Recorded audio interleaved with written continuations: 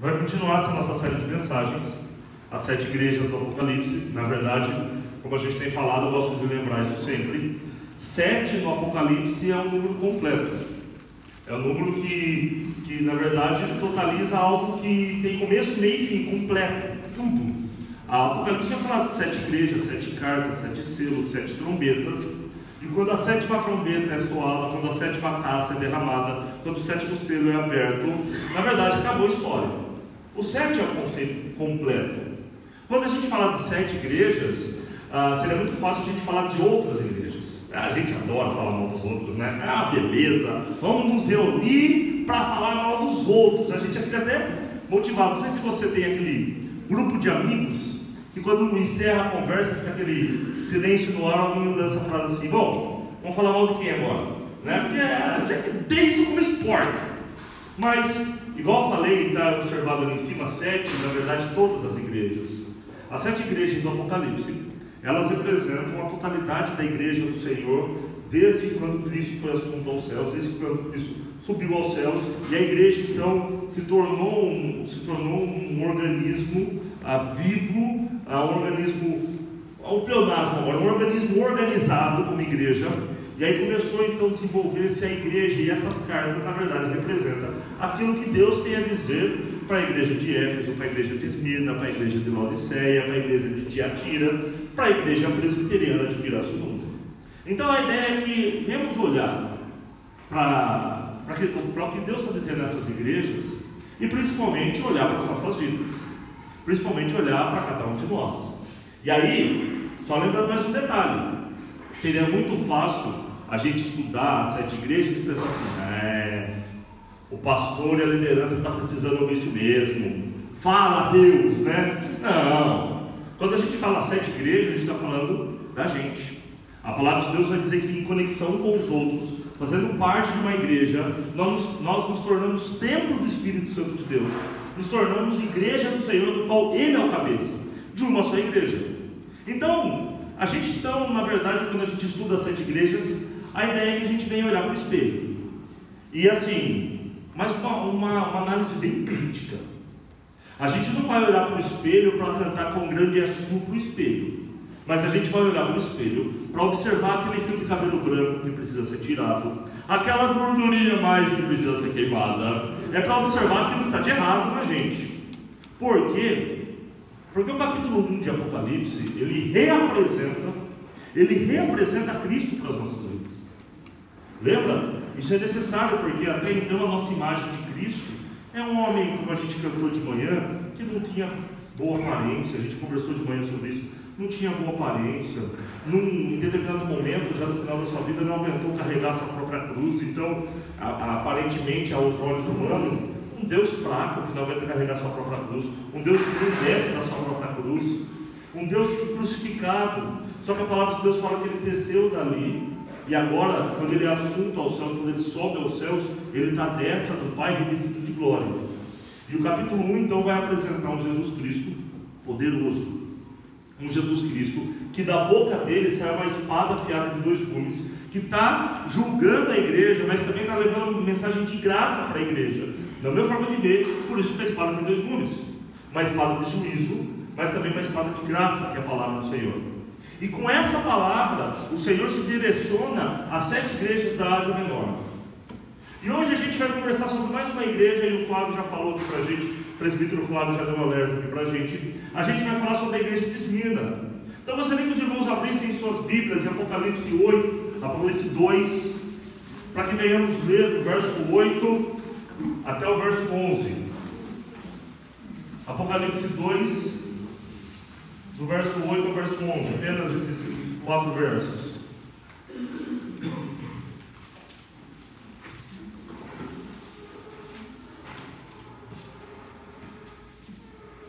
Apocalipse 2, do 8 ao 11, diz o seguinte: ao anjo da igreja de Esmirna, escreva o seguinte: esta é a mensagem daquele que é o primeiro e o último, que morreu e tornou a viver.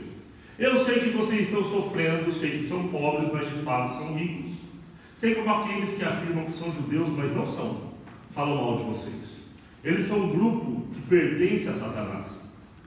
Não tenham medo do que vocês vão sofrer. Escutem. O diabo vai pôr na prisão algum de vocês para que sejam provados e sofram durante 10 dias. Sejam fiéis, mesmo que tenham de morrer. E como prêmio da vitória, eu lhes darei a vida. Portanto, se vocês têm ouvido para ouvir, então ouça o que o Espírito de Deus diz às igrejas. Aqueles que conseguirem a vitória não sofrerão o castigo da segunda morte. Só tem.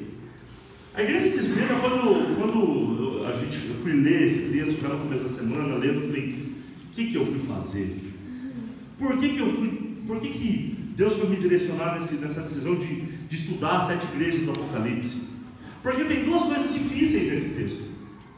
Primeiro, quando você olha para a igreja de Esmirna, ela não tem defeito. Se você perceber, existe um padrão nas 7 cartas para as igrejas, que, olha, começa com elogio, passa por um defeito que a igreja tem, vai essas menções.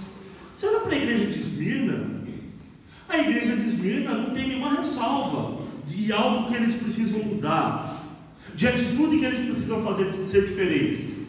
Aí eu falo assim, puxa, aí já fica difícil olhar para a gente.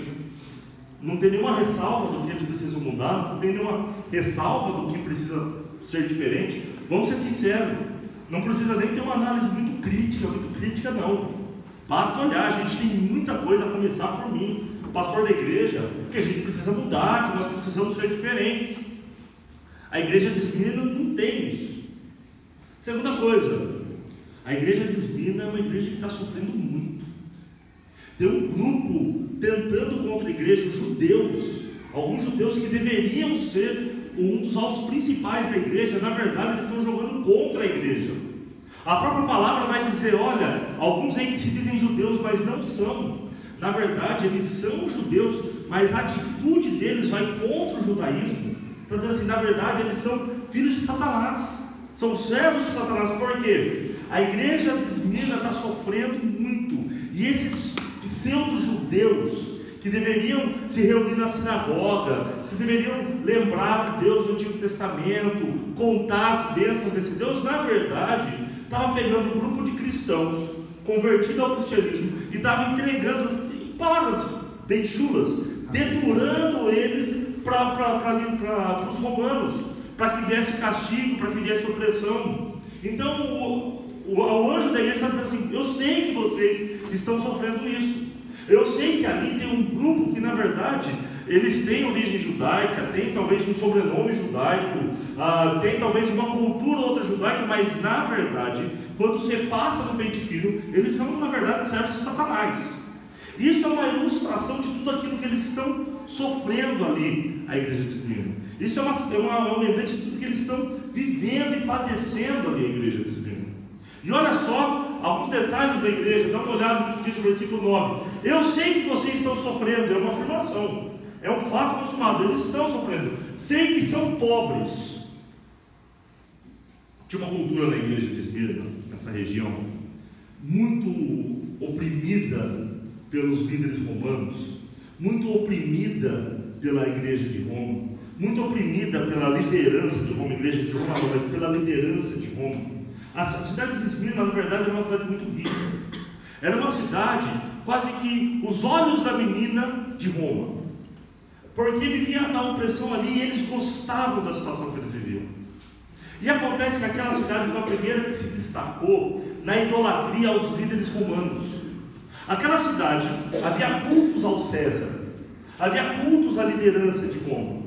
No entanto, a igreja daquela cidade se recusava a cultuar César, se recusava a confessar que César era Senhor e se recusava a blasfemar contra o Senhor nosso Deus.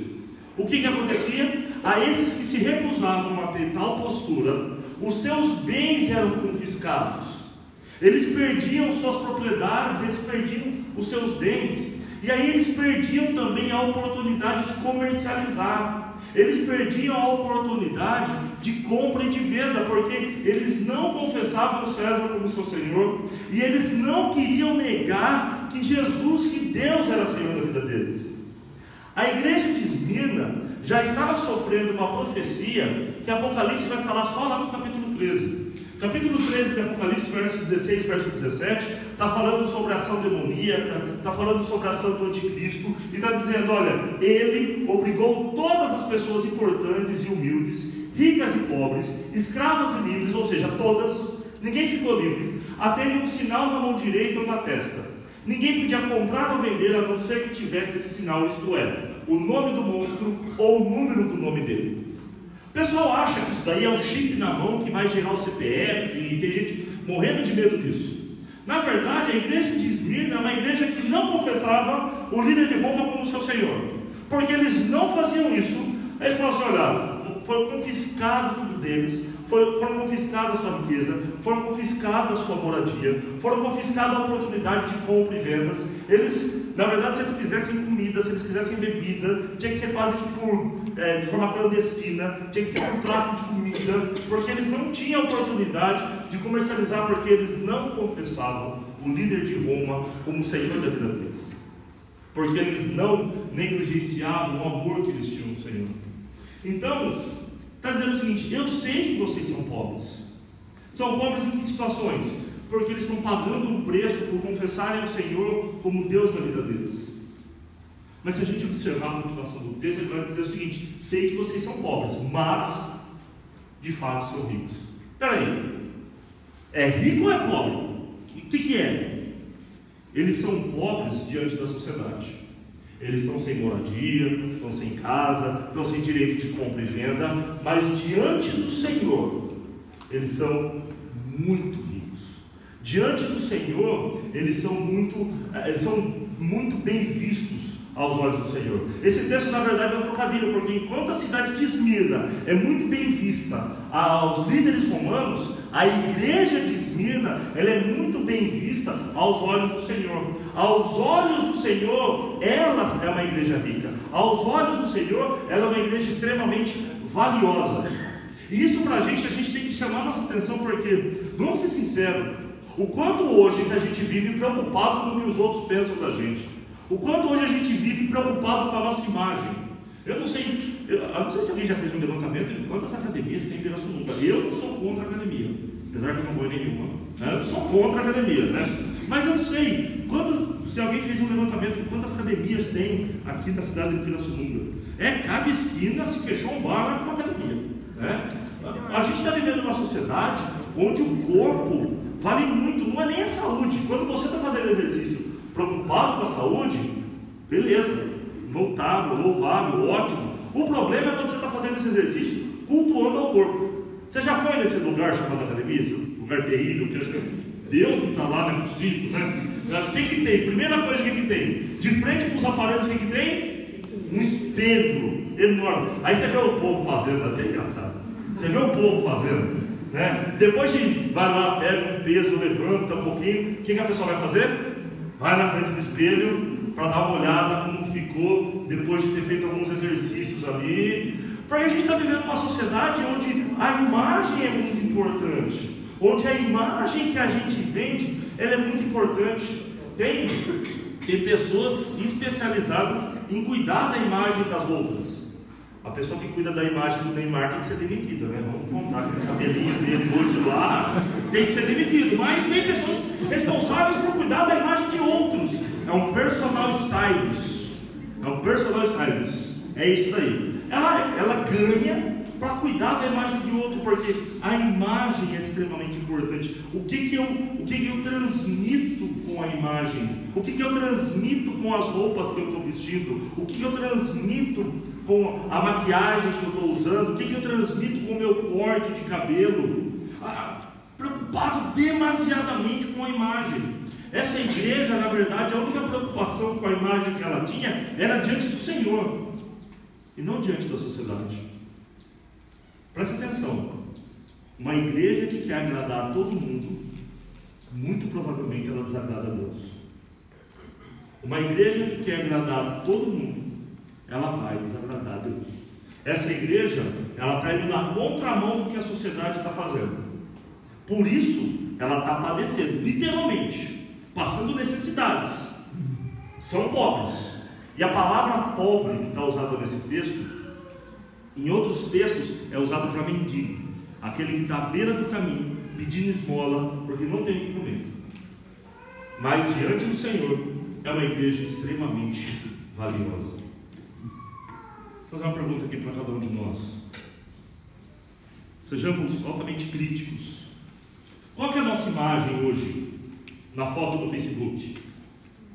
Qual que é a nossa foto do Facebook? Quais são as fotos que nós temos postadas no Facebook? Hoje, à tarde eu dei uma olhada no Facebook, bastante gente postou foto, vai Brasil, né? Verde e amarelo, todo mundo torcendo para o Brasil. Não estou dizendo que isso é errado, eu também assisti o jogo do Brasil, fiquei com raiva, torci, tudo junto, estamos juntos. Mas aí todo mundo vai lá e posta foto. Então, qual que é a nossa imagem no Facebook? Gente, tem todo mundo pega talvez a melhor foto, né, do WhatsApp. É a melhor foto. Tem um pessoal que faz medicina veterinária que põe foto do cachorro no WhatsApp. É uma beleza, né? Você nunca sabe o que está falando, né? Mas a gente sempre escolhe a melhor imagem, a melhor foto para ir no Facebook, a melhor foto para ir no WhatsApp, porque aquilo é nosso cartão de visita, é como as pessoas vão nos ver. Agora vamos ser sinceros. Qual é a nossa imagem diante do Senhor? Às vezes a gente está caprichando tanto na foto do Facebook, está caprichando tanto na foto do WhatsApp, está caprichando tanto na nossa imagem diante da sociedade, e às vezes para isso a gente não está ligando para dizer que César é nosso Senhor. Às vezes para isso a gente não está ligando para dizer que Deus não é o nosso Senhor. Qual é a nossa imagem diante de Deus? O problema não é eu investir na minha imagem aqui na terra, está certo. É importante, você quer fazer isso? Ótimo. Invista em maquiagem, compre roupa nova, não tem problema. O problema é quando eu faço isso e abro mão de ter uma imagem positiva diante do Senhor. Talvez nós estejamos vivendo muito bem aqui na terra e Deus esteja olhando para a gente dizendo assim: mas para mim você é pobre. Uma das 7 igrejas, Deus vai dizer isso para ela: vocês são extremamente ricos, mas não percebem que são pobres. Vocês estão vestindo as melhores roupas, mas não percebem que estão nus. Essa igreja está passando necessidade. Diante dos homens, uma igreja extremamente pobre, mas diante do Senhor, uma igreja extremamente valiosa. Qual é a nossa imagem diante do Senhor? E o texto continua, porque depois dessa não vem um alívio. Dá uma olhada no versículo 10. Não tenha medo do que vocês vão sofrer. Observa que o texto não está dizendo assim: olha, pode ser, não sei, talvez, sei lá, se prepare, talvez vocês vão sofrer. O texto está dizendo assim: não tenha medo do que vocês vão. É uma afirmação: vocês vão sofrer. Toma cuidado, porque a gente gosta às vezes de ficar pegando promessas da Bíblia. O Flávio até leu o texto do Salmo 23, capítulo 1: o Senhor é meu pastor e nada me faltará. Tem gente que cola esse adesivo no carro, cola na porta de casa, no vidro da cozinha, e é uma verdade: o Senhor é meu pastor e nada me faltará. Mas belas palavras do Flávio: não vai me faltar o quê? Não vai me faltar pastos verdejantes, água tranquila, mas também não vai me faltar vale de sombra e de morte. E no vale da sombra e da morte também não vai faltar um Deus com a tua vara e teu cajado que me consome. E aí a gente já falou outras vezes o que significa a vara e o cajado do Senhor nos consolando. Do que é feita a vara de um pastor de ovelhas? É de isopor? É de pano? Para que serve um cajado e uma vara do pastor de ovelhas? Um dos principais motivos? Nunca ouviram a expressão: vou dar uma cajadada na sua cabeça? Acho que vem da onde a expressão uma cajadada na sua cabeça? O pastor, para consolar, para proteger a sua ovelha, muitas vezes é na base da cajadada. Um pastor que consola as suas ovelhas, uma das formas que ele protege a ovelha fujona, sabe como que Deus protege a ovelha fujona? Literalmente, ovelhas quando fogem, o pastor vai lá e traz de volta. Se ela insiste em fugir, ele vai lá e traz de volta. Se ela insiste em fugir, sabe o que ele faz? Ele vai lá e quebra a perna dela. Acho que foi por isso que Deus quebrou minha perna, né? Literalmente. Eu quebrei a perna, sabe? Ele vai lá e quebra a perna dela. Você vai parar de fugir. Você vai ficar aqui. O pastor carrega a sua ovelha no colo por um bom tempo, né? Depois que ela está sarada, ela sai, ela manca, mas ela nunca mais vai fugir. O Senhor é meu pastor e nada me faltará. A gente gosta de pegar trechos da Bíblia que falam de promessas, né? No Senhor nós somos mais do que vitoriosos. Em Cristo nós somos mais do que vencedores. Mês passado a gente conversou o que significa ser mais que vencedores. Lembra?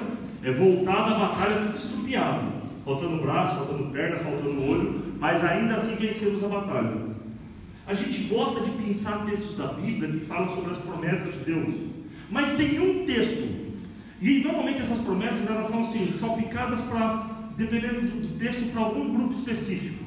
Mas tem uma promessa de Deus na Bíblia que é para toda a nação, para todos os seus escolhidos. Mas esse texto a gente não gosta de lembrar dessa promessa. É uma promessa que o próprio Jesus está dizendo o seguinte: no mundo tereis aflições. Essa promessa eu não vejo ninguém fazer adesivo dessa promessa. Colar no carro, no mundo tereis aflições. Não, colar no adesivo, no espelho do banheiro, se acordar de manhã. Vou acordar de manhã no texto bíblico. Eu duvido que aquela caixinha da promessa, sabe aquela caixinha da promessa que você pinça o texto bíblico? Eu duvido que esse texto bíblico está dentro da caixinha da promessa. No mundo tereis aflições. Mas essa sim é uma promessa divina para a gente. Essa sim é uma promessa de Deus. Tem um texto da Bíblia, gente, que eu olho assim, eu confesso que eu já li ele algumas vezes, e eu leio de novo assim, mas puxa vida, não? Quando Jesus está conversando com os discípulos e preparando os discípulos para a morte dele, ele começa a preparar um especial que é Pedro, porque Pedro vai negar Jesus 3 vezes. E Jesus, num diálogo com Pedro, tentando preparar Pedro, ele fala: Pedro, Satanás pediu para peneirar você como trigo, para passar você na peneira. Aí você fala: olha o pedido, né? Aí a palavra de Jesus aí: mas eu orei por você. Você fala: opa, Jesus orando por mim. O que você já pensa? Jesus assim com Deus? Estou feito. Ele fala assim: Satanás pediu para peneirar, mas eu orei por você para que a tua fé não desfaleça. Se eu sou Pedro, fala assim: não dá para você orar por outra coisa aí não? Não, ora assim para eu não passar pela peneira, sei lá, ora para Satanás vir me tentar e ele nem conseguir chegar perto de mim. Não, ora, sei lá, para outra coisa. Mas a palavra de Jesus é: Satanás pediu para peneirar você e eu orei por você. Orei para que a tua fé não desfaleça, para que a tua fé não morra. O que Jesus está dizendo para Pedro? Você vai passar na peneira. Fica tranquilo, você vai passar na peneira. Apesar disso, a tua fé não vai desfalecer. Apesar disso, porque nós temos um Deus que está no controle de todas as coisas. Quando ele está dizendo para essa igreja: não tenham medo, porque vocês vão sofrer. E ele continua: escutem, o diabo vai pôr alguns de vocês na prisão. É outra afirmação que ele está dizendo.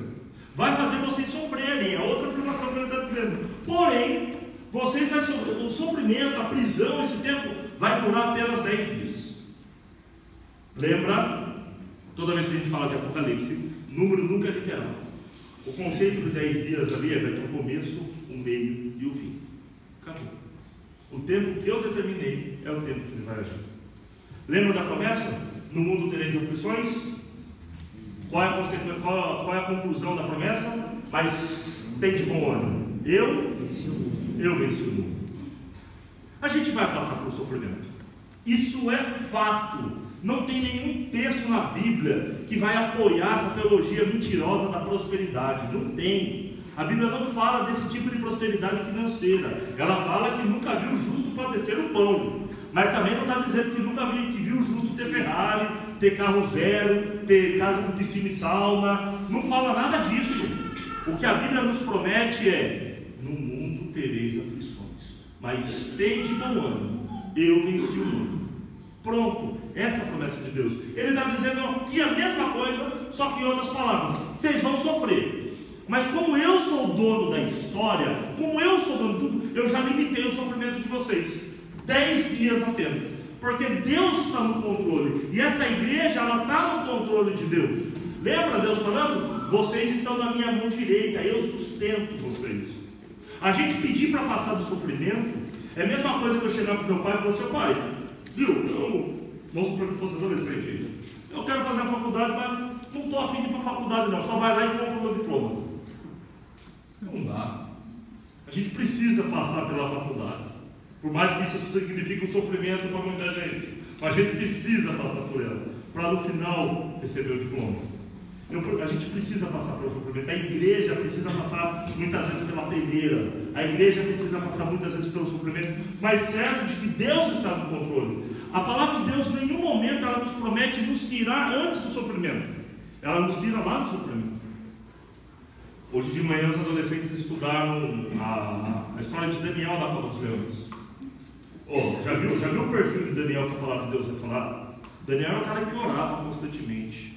A Bíblia vai dizer que o rei deu uma determinação dizendo que ninguém mais podia orar. A primeira coisa que Daniel fez foi orar. E aí o rei cumpriu com a ordem, até contra a vontade dele, jogou Daniel na Cova dos Leões. Quando que Deus livrou Daniel? De dentro da Cova dos Leões. Ele não tira o sofrimento da gente, Ele nos livra de dentro do sofrimento. A palavra de Deus quer nos mostrar que mesmo no sofrimento, a gente não está sozinho. Mesmo no sofrimento, faz parte de um projeto de Deus para as nossas vidas. Eu não sei o que a gente está vivendo hoje. Se você está desanimada com o sofrimento, se você está entristecida, porque as coisas fugiram do nosso controle. O importante é saber que as coisas jamais fugiram do controle de Deus. E para a igreja de Esmirna, Deus está dizendo isso. Ó, vocês vão sofrer, mas eu determinei o tempo de sofrimento. 10 dias. Vai ter um começo, um meio e um fim. Porque o seu sofrimento está no meu controle. O seu sofrimento faz parte do meu propósito. É isso que eu estou falando para a igreja de Esmirna. Vocês são uma igreja valiosa, uma igreja que vai sofrer, mas eu já determinei quando isso vai acabar. E a palavra do Senhor vai dizer para eles: olha, tenham ouvidos para ouvir o que eu estou dizendo, ouça o que eu estou dizendo às igrejas. Aqueles que conseguirem a vitória não sofrerão o castigo da segunda morte. O foco da igreja tem que ser esse. Eu quero ler para vocês o trecho final da história de um bispo chamado Bispo Policarpo. Ele viveu na igreja de Esmirna. Ele foi um dos líderes da igreja de Esmirna. Quando a igreja de Esmirna estava sofrendo tudo isso que a gente falou, o fato de negar a Deus, o fato de dizer que César é seu Senhor. E aí foi dito para esse bispo: olha, você, se não fizer tudo isso que eu estou falando, negar a Deus, dizer que César é seu Senhor, você será consumido pelo fogo. Essa é a promessa para você. A resposta dele é fantástica. Policarpo respondeu: tu me ameaças com fogo que queima por uma hora e depois de um pouco se apaga, mas tu és ignorante a respeito do fogo do juízo vindouro e do castigo eterno reservado para os maus. Mas por que te demoras? Faze logo o que queres. Assim Policarpo foi queimado vivo numa pilha. Olha, falaram para ele: se você não negar a Cristo e não dizer que César é seu Senhor, você vai queimar. Ele fala assim: seu fogo dura uma hora, depois ele vai apagar. O fogo do juízo do Senhor é eterno. Então fala o seguinte: acende logo esse fogo aí que eu não vou negar o Senhor. É o desafio para a igreja. Olha, aqueles que conseguirem a vitória não sofrerão o castigo da segunda vida, da segunda morte. O anjo da igreja está recebendo o desafio para comunicar pela igreja. O nosso foco não é aqui. O melhor que Deus tem para nós não é aqui. Conta a história que um rapaz, desde pequeno, ele gostava muito da sobremesa que a mãe dele fazia para ele. Ele adorava a sobremesa que a mãe dele fazia para ele. E a mãe dele dava uma mensagem para ele que tinha sobremesa, quando a mãe dele colocava a mesa e colocava 2 colheres sobre a mesa. Ele olhava para aquelas 2 colheres e falava assim: hoje tem sobremesa. E aí de repente a mãe dele tirava o prato, só sobrava a segunda colher. Ele falava assim: agora vem o melhor, porque só sobrou uma colher. Chegou o momento de comer a sobremesa. Esse mesmo rapaz, passado muitos anos, ele adoeceu demais, ficou muito enfermo. Já nos últimos dias no hospital, ele falou para a mãe dele, falou: olha, quando eu estiver morrendo, me enterrem com uma colher. Aí ela falou assim: por quê? Assim, porque quando só estou com uma colher, é aí que eu sei que eu vou desfrutar do melhor. É aí que eu vou desfrutar do mais saboroso, da sobremesa, da melhor parte da janta. A nossa espera não é por aqui. Nosso foco é na eternidade. A fala de Policarpo é impressionante. Ele fala assim: o fogo que vai me consumir vai durar quanto tempo? 1 hora? Um pouco mais? Acende logo esse negócio aí. Acaba logo com isso. Depois do que eu vou viver na eternidade. O anjo da igreja está sendo desafiado a falar para a igreja: o nosso foco não é aqui. Essa igreja, ela tem foco na eternidade. Por isso que ela não se preocupa com a imagem dela aqui. Ela se preocupa com a imagem de Deus, a imagem que eles têm com Deus, a imagem que vai ser projetada na eternidade. Eu não sei o quanto anda as nossas vidas diante do nosso planejamento. A gente tem muito planejamento. Você talvez, no mundo que a gente vive da aposentadoria, que é extremamente complicado, a gente nem sabe, eu nem sei se quando eu chegar a me aposentar daqui uns belos algumas décadas, eu não sei se vai ter dinheiro para pagar minha aposentadoria. Então, eu pago uma previdência privada, porque eu sei se a previdência social vai resistir até a gente se aposentar. O Pedro, então, coitado, está mais perdido do que nós. Então, eu não sei se vai sobrar para ele dinheiro na previdência social. Então, a gente paga uma previdência privada, tanto a Carla quanto eu. A gente se prepara para isso. E às vezes eu fico me perguntando assim, a gente se prepara tanto para a velhice? Não se prepara muito, se prepara para chegar um pouquinho mais magro, né? Tudo bem, mas na medida do possível a gente se prepara para o futuro e tal. A gente se prepara para a eternidade. A gente busca uma vida significativa para a eternidade. Essa igreja, ela tinha essa preocupação. Ela buscava que a vida dela aqui fosse significativa para a eternidade. Por isso que a imagem dela, que ela não ligava, ela negava César. Por isso que a imagem dela, que ela não ligava, ela continuava confessando Deus como Senhor da vida dela. Ouvindo a palavra do Senhor, vocês vão sofrer sim, mas vai ser por um período pequeno de tempo. Porque isso era tranquilo para eles, porque o foco deles não estava na manhã. O foco deles estava na eternidade. A nossa vida tem que ser vivida de tal forma, com essa promessa para a igreja de Esmirna. A gente vai sofrer. Fato. Não tem jeito. Eu falei, eu quebrei a perna, não dá um tempo. Eu sou o homem da meteorologia em casa. Eu estou mancando, falei, amanhã vai mudar o tempo. Você está frio, faz calor, você está calor, faz frio, pode ser de chuva. A gente sofre por. Olha, eu sofro quando muda o tempo. Imagine só em outras circunstâncias. A gente sofre. Mas o nosso foco tem que ser na eternidade. A nossa imagem tem que ser projetada para a eternidade. A nossa vida tem que ser vivida aqui, dando ênfase na eternidade. A igreja de Esmirna sofreu muito. Era pobre, mas dos lábios do Senhor vinha a palavra que na verdade eles eram ricos. E nós? Qual é a palavra do Senhor para a forma que nós temos vivido? Eu queria convidar você a fechar teus olhos, a baixar tua cabeça.